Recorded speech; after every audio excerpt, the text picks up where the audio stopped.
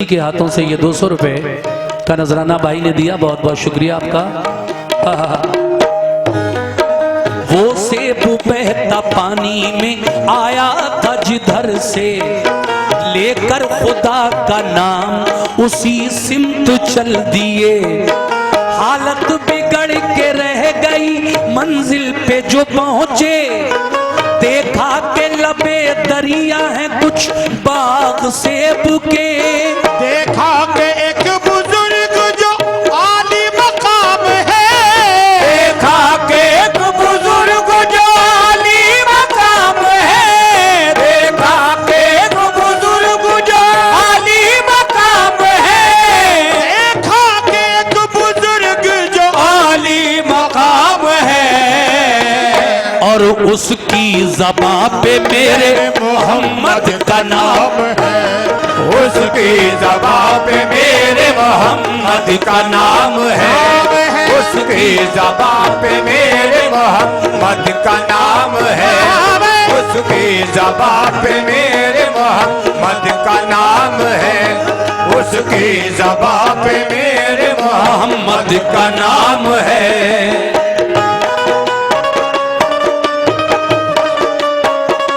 शुक्रिया।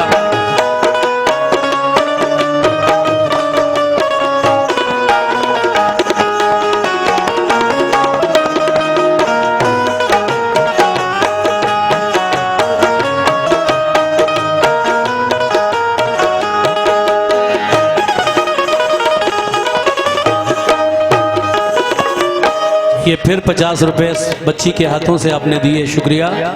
हजरात आप उस बाग के अंदर पहुंच गए, शुक्रिया। ये और 50 रुपए। एक बुजुर्ग बैठे थे उस बाग में, अल्लाह अल्लाह कर रहे थे। जाकर आपने सलाम किया, अस्सलामु अलैकुम व रहमतुल्लाहि व बरकातहू। बुजुर्ग ने जवाब दिया, वालेकुम अस्सलाम व रहमतुल्लाहि व बरकातहू। का हुजूर ये आपके बाग हैं क्या? ये सेब का बाग आपका है क्या?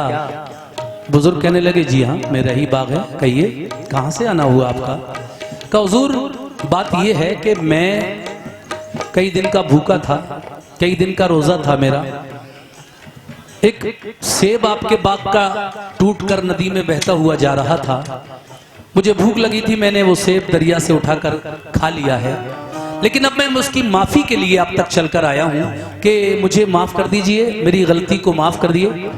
तो वो बुजुर्ग कहते हैं कि पहले तो उन्होंने देखा ऊपर से नीचे तक कि एक नौजवान लड़का और इसके ख्यालात, एक सेब खा लिया बगैर पूछे हुए तो यहां तक आया है माफी के लिए। ये भी कोई ऐसा वैसा लड़का नहीं, अल्लाह का वली है। पहचान गए आपको देखकर। आपने फरमाया है, ए बरखुरदार, तुमने अगर सेब खाया है तो माफी तो हो जाएगी, कोई ऐसी बात नहीं है, लेकिन कुछ शर्तें हैं मेरी, पूरा करो उन शर्तों को, मैं माफ कर दूंगा तुम्हें। कहा हुजूर वो शर्तें क्या है? कहा पहली शर्त तो ये है कि मेरे बाग की रखवाली 6 महीने तक तुम्हें करना है। इस सेब के बागीचे को 6 महीने तक पहले तुम रखवाली करो। कहा हुजूर ठीक है, मुझे ये शर्त मंजूर है। आप उसी दिन से उस बाग की रखवाली शुरू कर देते हैं। जब 6 महीने हो गए तो पूछा, हुजूर अब मेरी माफी हो गई कि नहीं? कहा अभी नहीं, अभी नहीं, फिर कुछ और बाकी है। कहा एक शर्त तो है जो बहुत अजीब शर्त है, और अगर तुमने वो पूरी कर दी तो समझो माफी, वरना नहीं होगी। कहा वो शर्त क्या है हुजूर? कहा वो शर्त ये है कि मेरे घर में एक मेरी बेटी है। सुनना साहब गौर से। वो बुजुर्ग कहते हैं कि मेरे घर में मेरी एक बेटी है जवान, मैं बहुत दिन से उसके रिश्ते के बारे में सोच रहा हूं, कोई शरीफ अच्छा लड़का मिले तो उसकी शादी कर दूं।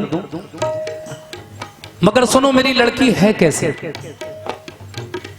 वो बुजुर्ग कहते हैं कि मेरी लड़की आंखों से अंधी है, पांव से लंगड़ी है, कानों से बहरी है, मुंह से गूंगी है, लेकिन शादी तुम्हें उसी के साथ करनी पड़ेगी। बोलो मंजूर? ये शर्त है मेरी, अगर इसको मंजूर करोगे तो माफी होगी, वरना नहीं होगी, जाओ। कहा हुजूर मुझे मंजूर है ये शर्त भी। अब देखिए साहब, तवज्जो चाहता हूं इधर के लोगों से। आपने वो सारी शर्तें उन बुजुर्ग की मान ली। वो बुजुर्ग कौन थे जानते हो? वो गौस पाक के नाना थे। उन्हीं की बेटी थी ये जिनकी शादी होगी गौस पाक के वालिद के साथ। ये गौस पाक के नाना हैं जिनका नाम हजरत सोमई है। हजरत सोमई का वो बाग था।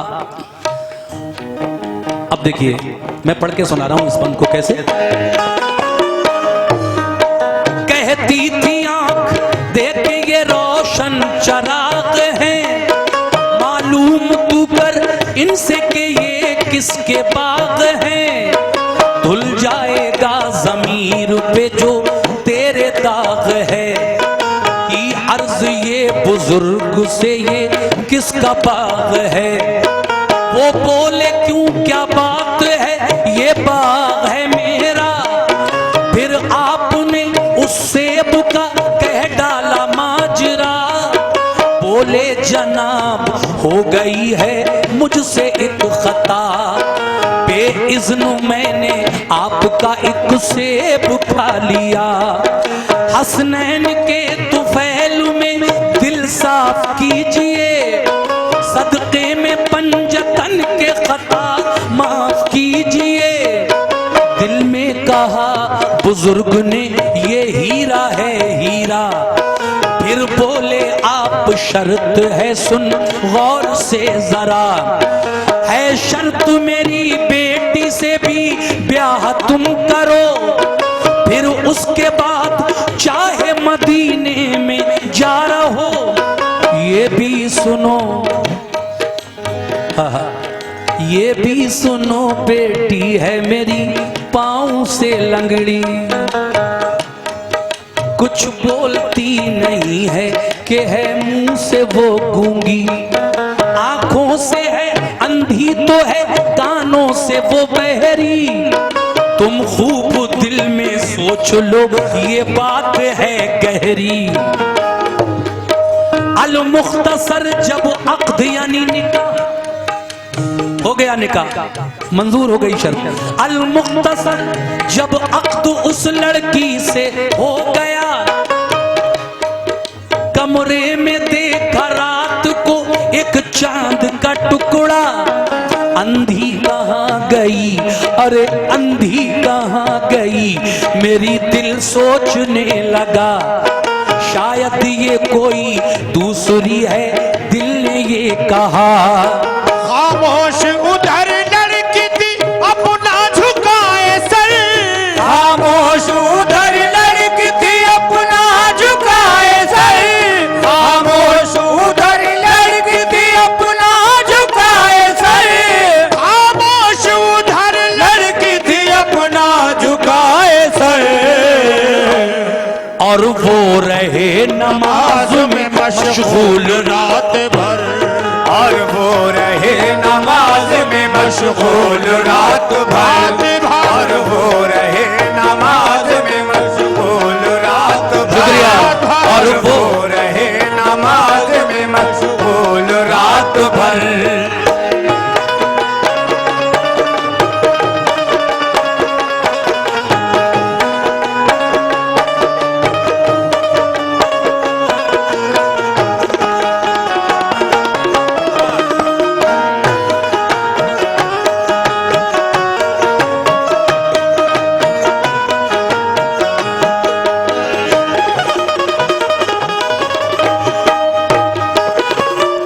हजरात आखिरी दो बंद और वाक़या कंप्लीट।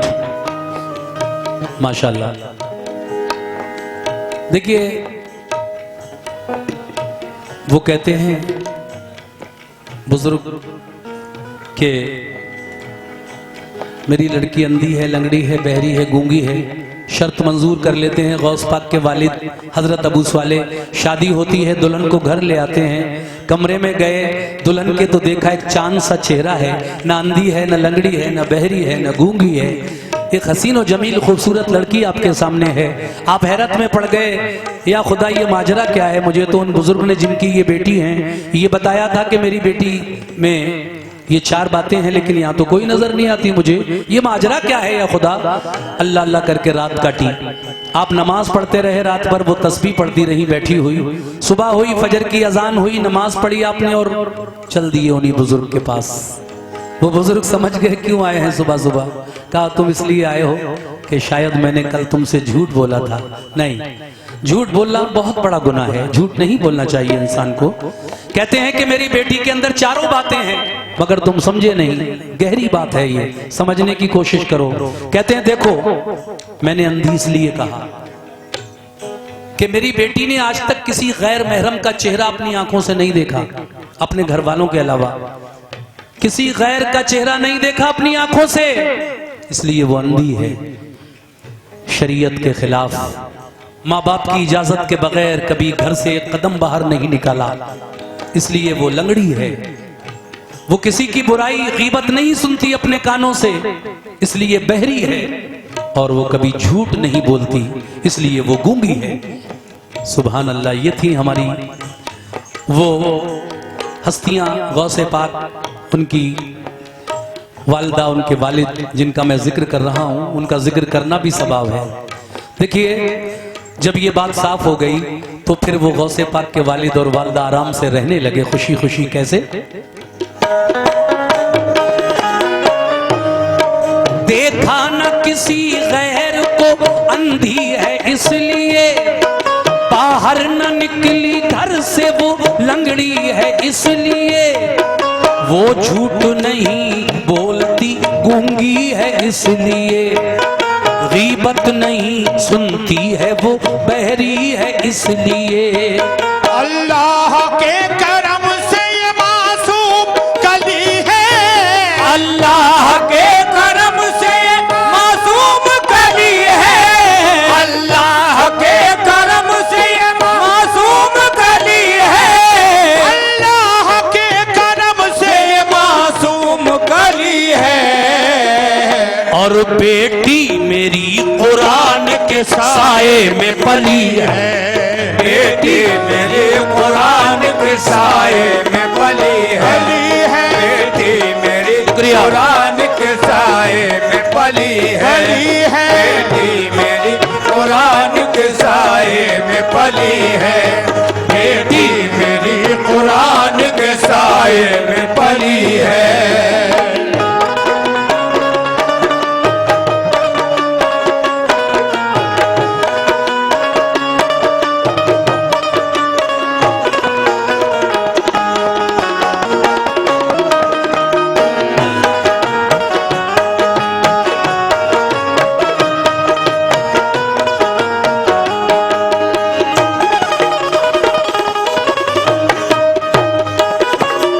आखिरी बंद, बात साफ हो गई। अल मुख्तसर, तवज्जो सुनिए साहब गौर से, बहुत अच्छा सुना है पूरे वाक़े को। उम्मीद है कि आखिरी बंद भी आप तवज्जो से सुनेंगे। अल मुख्तसर, वो रहने लगे फिर हंसी खुशी, यादे खुदा में कटने लगी उनकी जिंदगी। वलियों, अरे वलियों के ताजदार, कौन है वलियों के ताजदार? मेरे गौसे आजम हैं। वलियों के ताजदार के आने की है घड़ी, एक दिन नमाज पढ़ने में बीवी ने की जल्दी। अब वो दिन आ गए जब गौसे पाक अपनी माँ के पेट में आ गए। गौसे आजम दस्तगीर पीराने पीर अपनी माँ के शिकम यानी पेट में आ गए। जब आप अपनी माँ के पेट में थे तो एक दिन आपकी वालदा जरा जल्दी जल्दी में नमाज पढ़ रही थी। आवाज आई, अम्मी नमाज आहिस्ता पढ़िए। देखिए गौसे पाक की करामत, माँ के पेट के अंदर है लेकिन माँ जल्दी जल्दी नमाज पढ़ रही है, वक्त तंग हो रहा था। आवाज आई, अम्मी नमाज आहिस्ता पढ़िए। चौंक गई आप आवाज सुनकर, ये आवाज किसने दी? लेकिन फिर ख्याल आया कि मैं तो अनकरीब माँ बनने वाली हूँ, तो आप शर्मा के रह गई। उसके बाद क्या हुआ सुनिए। आहिस्ता पढ़िए अम्मी, एक आवाज सी आई, चारों